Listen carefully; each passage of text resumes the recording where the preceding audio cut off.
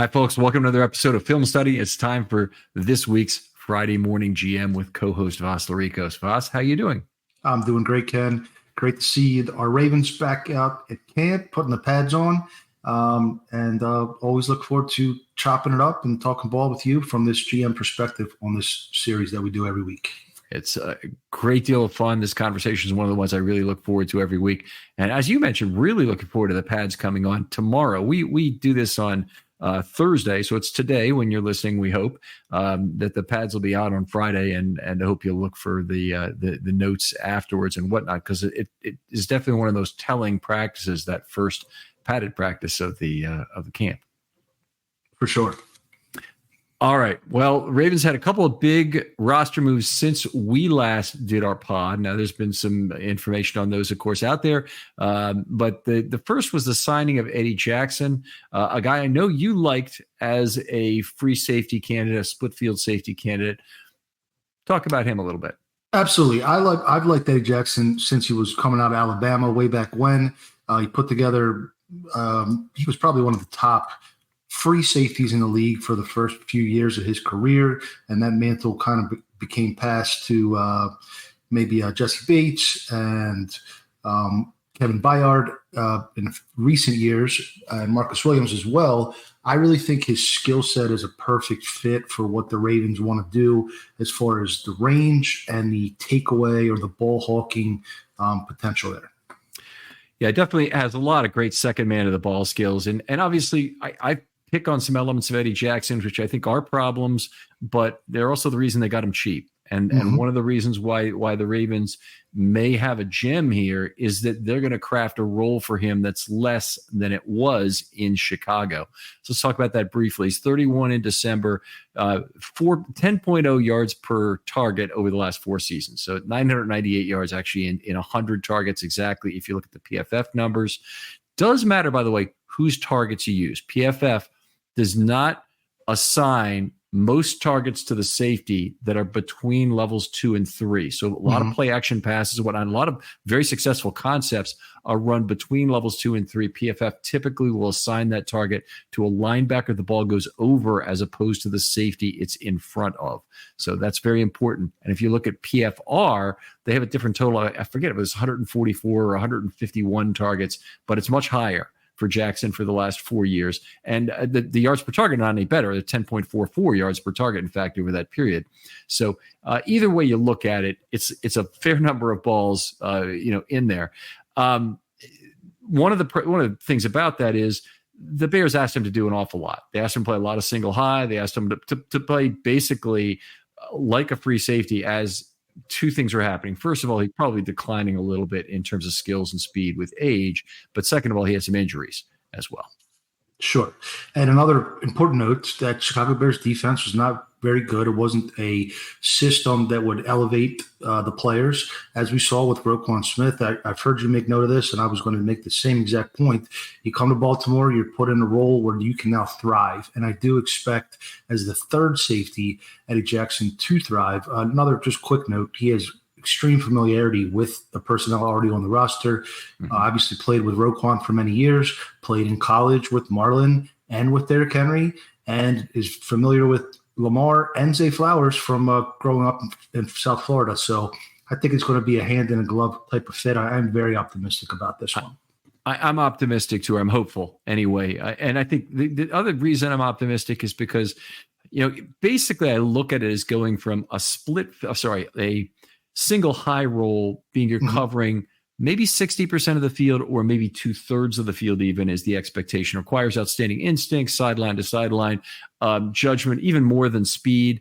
And I think that if in a split field role where he's truly responsible for half the field and then doing other things to rotating coverage, I think that suits him a lot better in terms of what his characteristics are. I also think he'll be able to rely in the same way that the safeties covered for the weaknesses of the corners last year for the Ravens. I thought the Ravens cornerback group was fairly average, maybe even below average, but they had outstanding over-the-top safeties that really constrained the area those corners had to work in. That was extremely good. And I think that the tackling up front will be good enough to hopefully not expose what has been a weakness for him over his entire career, a 14.5% missed tackle rate. That would actually, if I post that into the 2023 season, it would be in the 32nd percentile of all safeties, meaning it's a below average tackle rate. Bottom third. Yeah, bottom third. But it's actually a little worse than that because he accumulated that over his whole career, and PFF's definition has gotten tougher. And so the fact that his rate is at 14.5%, it probably it would fit lower over the 7-year like weighted average of safeties for that period, maybe 27th percentile. So anyway, just so you have that. Fair concern. Yeah, and I think you're willing to accept maybe not the surest tackling in exchange for more turnover, interception, production, as the Ravens did last year with Geno.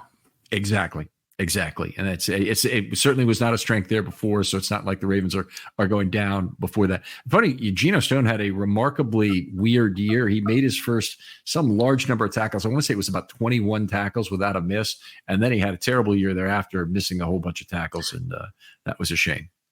It was odd. And the previous year, he was a very short tackler filling the alley, and all of a sudden it went downhill. But that happens sometimes when players are exposed to more playing time, I guess. Overall, I'm very excited about this one. I think this, coupled with the next one we're going to talk about, Worley, I think Eric DeCosta has learned a valuable lesson from the mistake that he made in 2022 of relying on young players to fill important roles, particularly at wide receiver. They traded away Hollywood. They had Bateman. They brought in Demarcus Robinson, and they were relying on Tylan Wallace and James Prochet. Last year, there were people that were big fans of Jalen Armour-Davis, didn't see the need for a corner. He went out and got Darby anyway. There were fans of Ojabo. He went out and got Clowney anyway. This year, there were fans of Ardarius Washington, and he went out and really solidified this position group. I couldn't be more pleased with the difference a week makes. Yeah, it really was. And we're going to get to the second transaction in a second. Eddie Jackson signed for slightly over the vet min, about $1.5 million with $750,000 of that guaranteed. The significance of that is he's not a handshake player. So he's not a guy you can cut and then return. He's got $750,000 in guaranteed money. So he's guaranteed a spot. But I think also just from watching him the first couple of days of camp, including a pick six he had on his second day in camp, he's looked exceptionally good. And I don't see any reason why they would take a chance on cutting a potentially very important player who might play 60% of the snaps or something for the Ravens this year if it's similar to Geno last year. Yeah, I think that's tremendous value on the deal. Sometimes players of this caliber you can get for $3 million, $4 million, somewhere around there. I think it's a bargain. He was making significantly more pretty much every season of his career until now. Really, the safety market, I think, really played into the Ravens' hands. There's still some big name safeties out there. Justin Simmons, right? Justin Simmons is still not signed. He's another guy who has his negatives, and maybe somebody gets him really cheap. My guess is he probably $3-4 million might be the range he ends up signing for. But the DeCosta did a really good job of understanding what the market was. Let's move on to the second guy, because I'm very excited about this reacquisition of Daryl Worley. He just turned 29 in February, so he's not all the way gone in terms of being around, but coming back from a serious pec injury in 2023 that ended his season early after he played very well in limited playing time. Made all 9 tackles, 3.5 yards per target, 21 yards and 6 targets is not a whole lot to go on, but it's all a great result to start from. Sure. Yeah, a successful transition from corner to safety. We talk about that a lot. This is the model. Could not be happier with his ability on the back end, as far as the range and the coverage, as well as a very short tackler and of course special teamer. So we've been talking about him all summer, it seems, and they finally came to terms. So thrilled. Now, one of the things that these two acquisitions do is really put aside any notion that Marlon Humphrey will move to safety this year. But I did get a chance to ask him about that in camp and just say, is this something that you and the coaches have had discussions about happening at some point in your career? And he says, no, those discussions haven't happened yet, but it's something I always saw myself doing, is moving to safety. I thought he had a very self-effacing, very honest response about the thing. I almost didn't seem like he would object to it if it came sooner rather than later. And you never know. It might be required at some point. Probably, I mean, I would certainly hope not because of his play at corner, but maybe due to an injury. I mean, if Marcus Williams were to get hurt, you might really want Marlon Humphrey on the back end this year. So, there are reasons why it would happen. And I do think that I'd like to hear your take on this as well, that Humphrey probably is more likely to slide into that split field role if the Ravens continue to play the same system rather than moving directly to free safety. But I wouldn't rule out the possibility of him being a free safety at some point either. I could see that, Rod Woodson comparison. Rod Woodson, he's had probably a pretty similar career. He has pretty similar skill set. I think Marlon, there was talk many years ago, Jimmy Smith can move the safety. I wasn't quite so sure that he had the range or the tackling or the instincts or the cerebral way that Marlon sees the field. But I do think Marlon would make a very fine safety when the time comes. A cover three guy. And, Marcus Peters was that guy also in terms of being a guy who saw the field very well from the back end, being a guy who would move up and make a play on not his man. Now, not everybody can do that. That's not cornerbacks. They kind of like playing on an island and they want to stay with their man. Marlon doesn't have a problem abandoning his man when he knows the quarterback isn't going there due to pressure or circumstance or whatever it might be. And he's made some of his finest plays doing just that, being off-man plays. But anyway, I do think he kind of would be a natural there, and it'd be kind of cool to see him there. But either way, these two acquisitions now solidify the opportunity. And by the way, they're talking about that all around, that Hamilton will be able to continue to play the slot corner role and give the Ravens what he did last year, which was that was DPOY level play.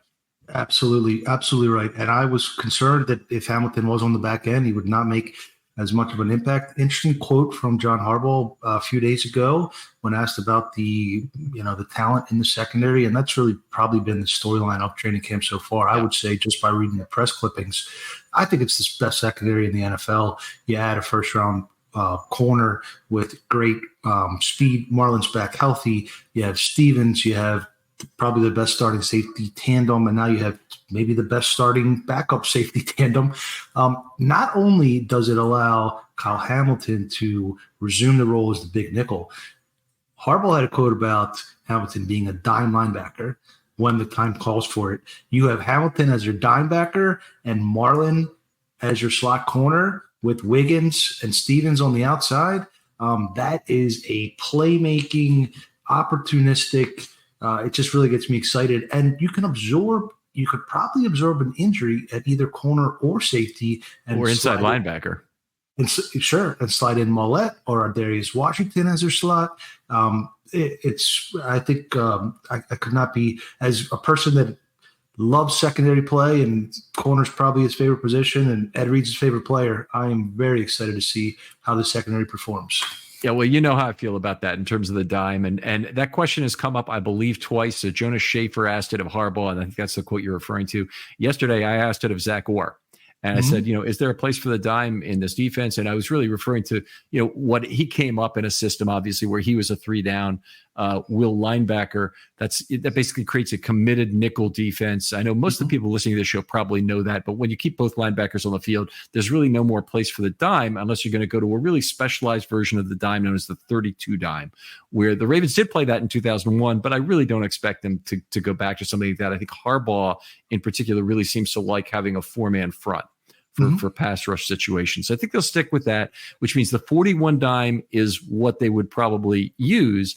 So it gives you the flexibility under two circumstances. One is Trenton Simpson doesn't work out, not as well as they did, not the coverage player he is on third down. If he becomes Patrick Queen as a rookie in his second year and they don't see him stepping up to be a better coverage player, Hamilton might be a very reasonable choice in that spot. So might Worley, by the way. So might Daryl Worley as far as that. And then the other possibility is that you have an injury, and the nuclear option is you get an injury to Roquan, and you have to create a split Mike role where Simpson remains an every down player, but on third down he moves over to play Mike after Harrison plays 2 downs, say, and then on third down you bring in a dime back to play next to Simpson. I think you have a lot of ways which you're more insulated from injury at inside linebacker based on these acquisitions. Definitely agree there. We used to say They scheme it front to back. They build it back to front. Mm-hmm. And that's certainly what they've done, DaCosta has done with these two acquisitions, in addition to all the other secondary acquisitions through the draft and otherwise this offseason. Secondary play is, especially when you're facing a conference with this caliber of quarterbacks, it's a great place to be. Yeah, very good. Okay, so Worley, also a vet min and handshake guy. Trey Swilling was cut to make room for him. Before that, Jordan Tolles was cut to make room, and he's the Morgan State guy, to make room for Eddie Jackson. A little surprised by those two, to be honest. I mean, I guess they have a certain number of safeties they want to have and a certain number of linebackers and D linemen, et cetera. But I thought those two players maybe had some long-term potential above some other players that did keep around, but we'll trust your judgment there. So Bo Braid and Sanusi Kane would have been the other options to really cut. Would you've cut one of those? I'm taking. I would say maybe you thin out some of the last man on the defensive line potentially, or somewhere else. I mean, they have extra bodies other places. Swilling with maybe some crossover versatility had some intrigue to me. But they're out there. They know what's in these players' minds and how hard they practice and all that. So we won't judge them for that. We heard a little bit last year in the interview with Jeremy Lucien that Swilling had been a practice squad player of the week. They really loved him. So it's interesting that they didn't get him. They let him go. Maybe he's back at some point this season anyway. He's definitely a guy I would think is on speed dial for the Ravens. Yeah. If they're not writing him a letter of recommendation to go somewhere else. Certainly. Well, let's talk about you kind of mentioned some of the things that are happening at camp. There's been really dominant defense in the first 4 days of camp. It's been a mess, frankly, for the offense. A lot of that is the fact that Lamar Jackson's only thrown 5 passes so far. Right. But I think if I had to say, I'd say 45% of it is just that. And another 55% is the fact that the defense is just playing fast and playing incredibly well. And it gives you a good feeling. It almost looks like some of the Flacco offenses in the mid-teens just trying to kind of feel their way through camp in the early parts of it, and having these overwhelming defenses just run them off the field, and Terrell Suggs leading the charge and offering no quarter to the offense in terms of what they would do. Well, certainly enjoyed your camp notes, daily camp notes so far, really keeping everybody up to date on the goings and the comings. It seems to me throughout the history of not only the Ravens, because the Ravens are probably more of a defensive franchise, but other teams, college football, the defense almost always starts out faster than the offense in preseason, in camp, and when they're practicing. But wanted to pick your brain a little bit, if I could. Pass rush, potential concern without Jadeveon Clowney. What should we expect based on what you've seen so far? So I have not seen a whole lot from Justin Madubuike, and the interior guys have been quieter than the edge guys, but the guy's been an absolute demon, Odafe Oweh. Just been he's unstoppable right now. And he, even at one time I noticed him getting stopped. He's already pulling out the spin move. Now this is without pads. He's using the spin move on his opponent, and it was probably Ronnie Stanley because they're on both usually at the same time, 1 versus 1, and he's not offering Stanley any breaks on things. He has been in the backfield. He's been creating compression pressure. He's had a couple of sacks that haven't been whistle dead. That's been an ongoing thing. The other guy on the outside who's really looked good, Kyle Van Noy's looked pretty good. I'd say he's had several pressures. The other guys look terrific is Malik Ham. He's all over the place. So I know you like Malik, and I planted my flag. Yeah.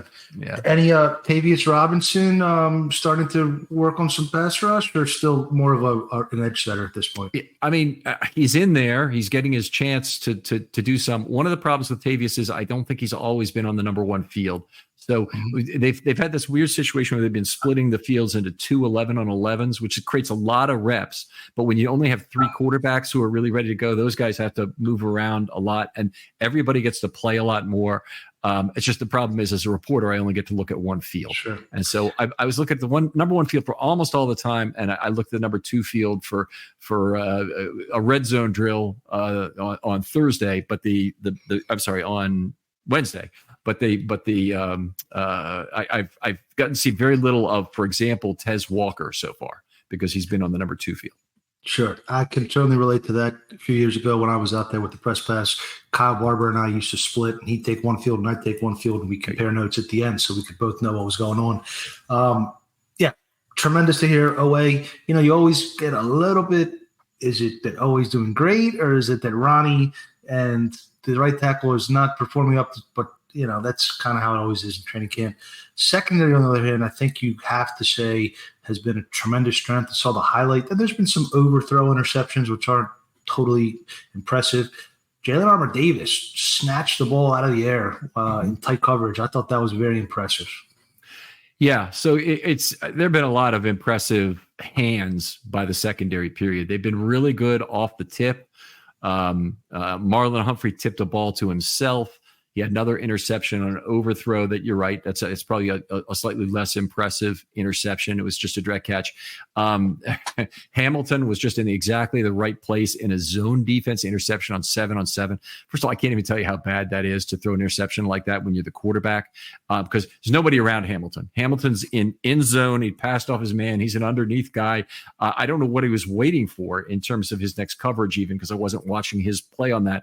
But the ball was thrown for a man over him, and Hamilton just used his size, picked it right out of the air, and it was easy as hell interception. So it's been a variety of things. Marcus Williams has shown good hands. We saw 2 interceptions from Trayvon Mullen, one of them with terrific hands yesterday.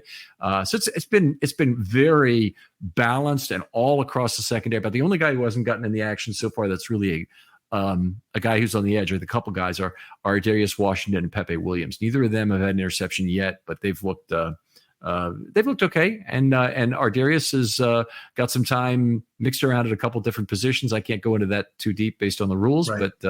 but he's been used in a couple different spots. And I think the secondaries look great. It seems Ardarius and Pepe are probably competing for the same job. I personally would give the nod to Ardarius. With Pepe coming up, there's just so many. I mean, they have 5 guys that can all excel in the slot, essentially. So, who would you give the nod to? Yeah, Ardarius would be my guy as well. I think he's probably also proven he can get them through a game at safety if they need to. I think the 2 acquisitions this week are a clear vote of no confidence in a certain way in Ardarius. I think Ryan Mink wrote a very glowing article of Ardarius's play in the second. I'm not seeing the same thing. And just in terms of fit, I didn't think he's exactly the right guy in terms of size, certainly to handle the tackling responsibilities. But I think he is the kind of guy who maybe gets you through a game if you need to do that. Otherwise, can play a fine slot corner. And we've seen him do some wonderful things off the edge, very similar to Mollett last year in that regard. I think Ardarius probably gives you a little more in terms of coverage chops underneath, and in terms of good change of direction play there as well. Sure, I would agree with that. Every year, data breaches are on the rise. In 2022, the number of victims shot up nearly 41.5% from the previous year. And your personal information is at risk. With hundreds of commercial databases ready to be hacked, and that number of victims, it keeps going up each year. Plus, the U.S. has another big data privacy problem, the people search sites. You guys have all seen these. These are websites that create detailed personal profiles on millions of Americans and then publish them online for anyone to see. Your address, your phone number, even family details are just a click away. But there's a way to protect yourself. Meet Incogni. Incogni reaches out to data brokers on your behalf, requests the removal of your personal data, and handles any objections they may have. This means less stress for you and more peace of mind. With Incogni, you can safeguard your information from cyber criminals who steal social security numbers and other sensitive personal data to commit identity theft. Imagine the relief of knowing that your personal data is no longer easy prey for hackers. Incogni also protects you from data brokers selling your information to companies to target vulnerable and disadvantaged groups, exposing you to even more discrimination. These lists with titles like Tough Start, Young Single Parents, Rural, and Barely Making It can harm you both online and offline. Don't let your personal data fall into the wrong hands. Take control with Incogni today. Visit incogni.com/filmstudy and safeguard your privacy now. It's time to reclaim your digital security. That's Incogni/filmstudy. INCOGNI.com/film study. Incogni, your shield in a digital world. On to probably the storyline of the preseason. A lot of people are up in arms about the offensive line situation. I'm not as concerned, but who better to ask than the offensive line guru? I know we can't talk about who's running with the ones and who's running with the twos. They don't permit that, but who's looked good and who's struggled? Sure. So the guy who struggled probably more than anybody else is Josh Jones right now. And he's run 3 separate laps for false starts. That's one of the big things is they run laps. So he's got one. Voorhees has got one. Cleveland has got one. Somebody else had one too, but I'm forgetting who it was. But anyway, Josh Jones has been the big loser with 3. He's played a little bit, played several different positions as more or less a backup, I would say. He's not really in there. I don't think in the mix for a starting role as I see it currently. It could always change. Remember, this time last year, we had Saleh running with the ones, and so things changed. We've got a different sort of a situation that might be similar this year that seems to be occurring, and things might change again. Daniel Faalele has gotten a lot of playing time so far, so we'll see if that really holds up. Ben Cleveland again is kind of struggling to get snaps, and so we'll see how that rolls out the rest of the way. He's getting some, but he's just getting less than I would have probably expected. It just seems that he's not a practice player. He's a gamer. It seems from the last 3-4 years, or I guess 3.5 years of covering Cleveland. I don't know. Have they done any one-on-ones? Have they done one-on-one pass pro? No, they have not done that yet. Yeah. That's usually a joint practice. Yes. If I recall. They do it. It is a big deal when they do it, and they do it with the running backs versus the linebackers. And it's. I'll tell you why it's a big deal, because they have a handshake line after it to become friends again. So it's a violent, confrontational thing, and it will happen probably on Friday. Some of that because they'll be in pads for the first time. So that I'll look forward to that, and I'll try and make sure I've got my antenna up so I don't miss it. That's the kind of thing. If it's in the middle of the field, and that's what they did last time, I wasn't just in a great position to watch it. I did happen to notice it, and I made some notes, but it could be one of those things you miss on. Sure. Well, I think we're all anxious to see Lamar on the field, taking his vitamin C and magnesium and zinc and try to get this passing offense in rhythm, because that seems to be maybe the biggest problem. Any other notes you want to share while we're maybe talk about Lamar for just a second? Is he really did look good on his initial throws. So come out, and each quarterback got 3 throws in 11 versus colors, I'll call it, where they just have the equipment guys wearing colored jerseys. Yes. Right. Yeah. Mm-hmm. He made 3 really nice throws, including a great on the money seam throw to Andrews that caught him in stride. It was super good. And that's what you're looking for in those passes. You're looking for the receiver not to have to slow down to catch the ball, because the defense is offering, those 11 guys are offering no attempt to disrupt or knock down a pass. They're just trying to show a certain coverage and let the guys run right by them. So anyway, he looked great in that, and then he got on the field in those first 5 passes and looked terrible. He overthrew on the left side of the end zone, and he threw an interception to Humphrey, and he threw a ball that was behind Justice Hill on a little swing pass that was bobbled and dropped. Had a completed swing pass. I'm trying to remember the 5th pass, but and then he did not have another snap at quarterback, have another pass thrown the rest of the day for reasons that I can't get into for rules. I did notice, by the way, the Baltimore Sun reported exactly what happened. I don't know why they're allowed to do that, but I did notice it. So if you want to read Brian Wacker's column in the Sun today, or I could quote Brian and say, well, Brian said that. There you go. Game the system. I've seen a little more loose lips. Where is Faalele lining up, et cetera. But I guess Chad Steele's not cracking the whip yet. So anyway, where were we going with that? Joint practices. Rashad Bateman, I would say, he's also getting a lot of positive press. Apparently had some highlight catches in the rain.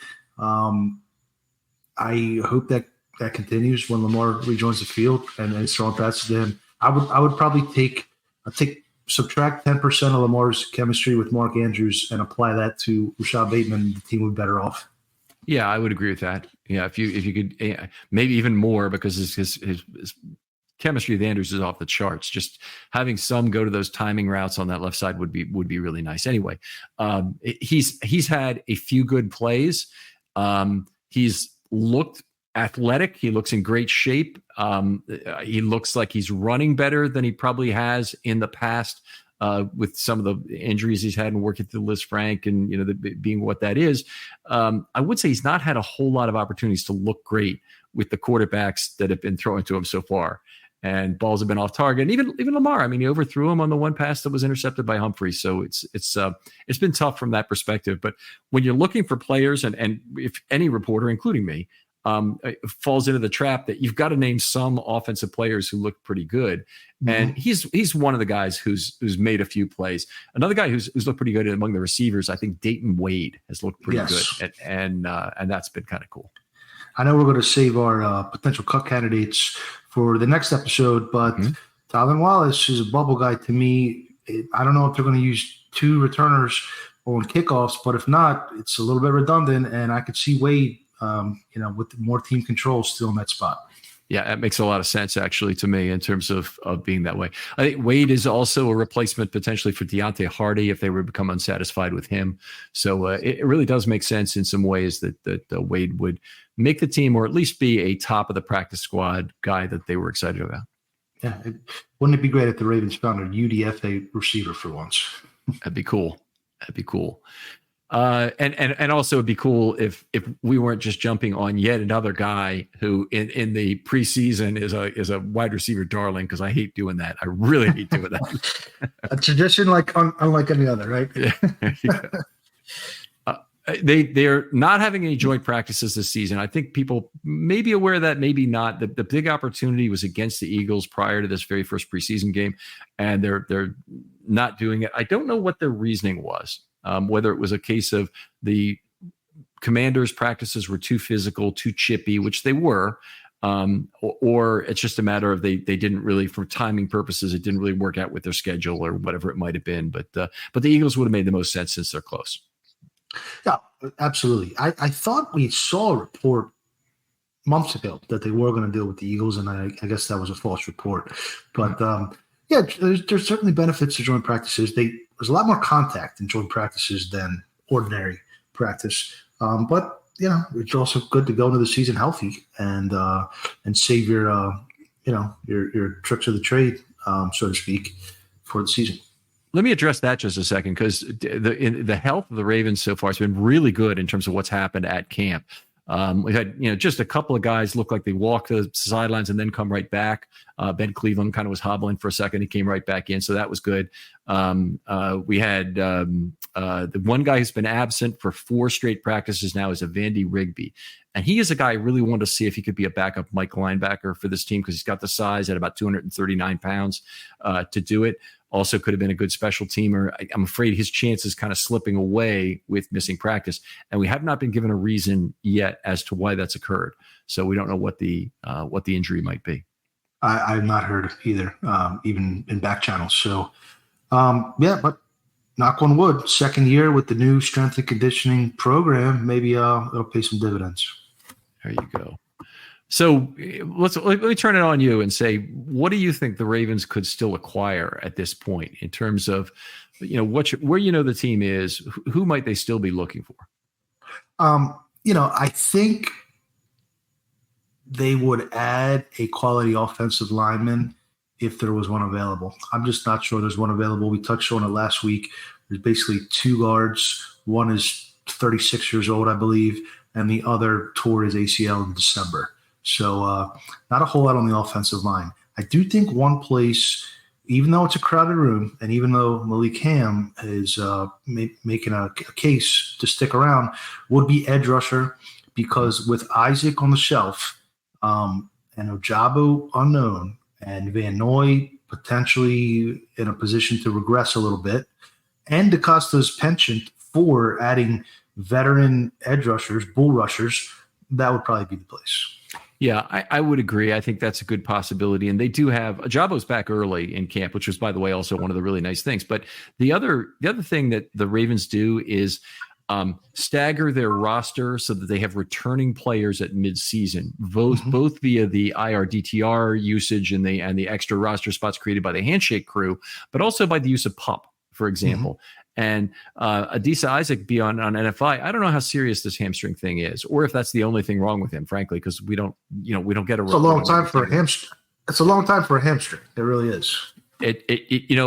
Baseball hamstrings can keep you out a while. In particular, if you have torn it worse than they're willing to admit. So it may be a situation like that. It may be a situation where they're unsure he's going to be able to play in his rookie year, or it may be a case of not passing a conditioning test, got a little hurt doing it, and he's not ready to pass the conditioning test, and they just want to wait and see, how long it'll take. I don't know if they have the ability to put him on PUP as long as he hasn't practiced, but that may be also something they're thinking about preserving the option on, so that he could be another guy who comes back at midseason. And it is really nice to have staggered replacements that come in. Last year, they didn't, they had them available and they didn't even end up using them, with two of their IR/DTR spots got activated to practice, but then didn't get activated to 53 and reverted to IR for the year. So they were. Who was the other one? Ham and who else? Was it possibly or Darius Washington? Was he the one? Or no, maybe not. Maybe it was somebody else. No, he could have been. And I don't think they even activated Bowser at all. He was just on the shelf the whole year. Yeah. All right. So one other thing I want to talk about before we cut out here, and we're going pretty good on time here. So is the Orioles trade deadline is coming up. They just won today a very frustrating but wonderfully ugly win against the Marlins, giving up a 6-run lead, 3 of that in the 9th inning, another blown save, and then coming back to win in the 10th inning with some good play, a clutch hit, despite getting 2 men out on the bases on the for the final 2 outs of the 9th inning on the same play. I missed it. I'm glad I did. Yes. They had a runner. Mullins was thrown out at home, and then Mounty was thrown out trying to advance on the back end of that to second base. So he got the big hit to drive in the go ahead run there anyway. Yeah. So a lot of talk has been made about the Orioles acquiring pitching help, and in particular, the name that keeps coming up is Detroit's ace Tarik Skubal, a guy who has about the most trade value of anybody that might be traded in Major League Baseball. Is $106 million of surplus value, according to baseball trade values. And by comparison, and this is why I don't think a trade is possible with the Orioles, Jackson Holliday's trade value right now is $80 million. I don't see them giving up Jackson Holliday and change, or even a sniff of Jackson Holliday for Tarik Skubal, even though Skubal is legitimately a Cy Young level pitcher with 2.5 years of team control. Sure. I'm intrigued by Skubal. First of all, let me say I'm not as well versed in baseball general manager, as far as team control and arbitration, but I certainly watch the team and I'm privy to the prospects. Holliday, I think, is a judgment call. I saw Ryan Ripken, I believe, has a new show, and he had, was it Duquette or one of the former Orioles GMs on, and they said it depends on your view of Holliday. Do you believe Holliday is the next, Henderson level player, or Mateo level player potentially? So I think the one concern about Skubal is that he's approaching or very close to his innings max in previous years. That's definitely an issue for Garrett Crochet. I have not heard that for Skubal, who's been around the league for a few years and has been amassing some significant year inning totals already. But you might be right. I can't say I'm totally plugged into that. Crochet, it's mentioned every time his name comes up, is that he's approaching an innings limit, and then why would you trade for this guy? Here's my issue with trading for Skubal. I think there's 3 problems with it. The first is that I think the AAA and AA discounts for hitters are too great on baseball trade value, that you really can tell more about what a player is going to do based on his age and his level of play at AAA or AA even, for Samuel Basallo, for example, than that system gives you credit for. So I think the Orioles are getting value shaved from Holiday, Mayo, Basallo, Kjerstad, even whoever they might consider trading in that group. The second is you're acquiring a pitcher with 2.5 years of team control, and you're paying, I think, full value for that team control, where the Orioles already have had a huge problem with losing entire seasons for pitchers with injury. That's not, You don't have the same risk with a position player. That seems very prevalent now. The UCLs and the Tommy Johns, with the spin rates and the everything else. It seems like more pitchers are becoming injured. To me, they always say pitching wins in the playoffs, and I don't think either starting pitching or the relief pitching on the team as presently constructed with Bradish done and probably going most of next year too, et cetera. I don't know if they can win unless the bats really, really carry them. You have your big two at the top, but Kramer as your third guy, I'm not sure if that's going to get it done. I mean, it's not that I don't disagree with you, but I'd throw in the next point, which is are they going to get enough with trading away, let's even say a moderate number of prospects? Because let's say they're willing to trade away one of their big three and three of their other lesser prospects, and they have a fair number of them as well. But if they gave away 4 of their top 10 to try and improve the team this year, are they going to really improve their chance to win the World Series by enough, given how weak this team has looked the last month or so, and particularly in all areas of pitching, but also in some ways on offense? I think the answers are internal to the system on offense. I think you bring up Mayo and Holiday, you stick them in the lineup, and you make it work, and you'd be fine. You get rid of some of the lesser bats. Mullins obviously struggled a lot this year. Hayes is hitting okay, but I'm not really excited about him as a player. I am now excited about keeping Santander on the team for the rest of this year, at least. It wasn't earlier. But Mateo, yeah. I'll just take the other side just for conversation's sake, and I don't have a dog in this race. But Santander and Burns are impending free agents. You do have a log jam at some of the infield positions, and the gunner Adley, and I put Westberg in that core. I think he's the third amigo. Personally, I really like the way he plays the game. They're going to be long-term core, but one way or another, you're going to need pitching to win that ring. I'm with you on that, and I think you're going to add a couple more core players. I think all 3 of the guys they have at Double AAA who I've labeled as untouchable are core players. I think Kjerstad could be a core player. The reason I'm okay trading Kjerstad is that he's 25, and if you're looking to get 2 relief pitchers for Kjerstad, I might be okay doing that. But I'm really not cool. Basically trading away the entire prospect top 10 to try and get Skubal and maybe 2 relievers and win it this year. I think the Orioles will get really haircut too significantly in terms of value. I think part of the problem is they have so many great prospects that the other teams see that and drive a harder bargain than they would with other teams. You know what? That's fair, but the way that Elias would need to play that then is to say, okay, what are the Yankees offering you in exchange for Tarik Skubal? And if they're offering like Jason Dominguez or whatever their top prospect is, and that's the guy, and Jason, he's the 30th best prospect in all of baseball, and say, well, look, right. I don't know why you wouldn't accept just so-and-so or Norby and Stowers and Kjerstad together if you'd accept Jason Dominguez, because just no way you could think that prospect package is truly better. So I think he's got to play off what the other teams are offering as opposed to what they have, which is if he really wants to get value. Yeah, and I trust him to do that. I think he's a sharp guy. But that's a good point, because if the Yankees said, here are our 2 best prospects, but their 2 best are the 30th best and the 100th best, and the Orioles, 4th best and 6th best are still higher rated, then, you take the better deal. So untouchable, I agree with you on Mayo, and apparently he's had 5 or 6 consecutive starts at first base now. So they're looking like they're earmarking him for first base now.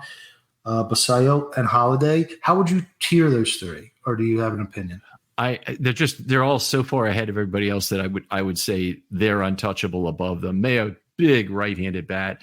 In a lot of ways, the lineup needs it very badly, along with Norby's play, frankly, for that matter. Norby homered again today for those that don't know.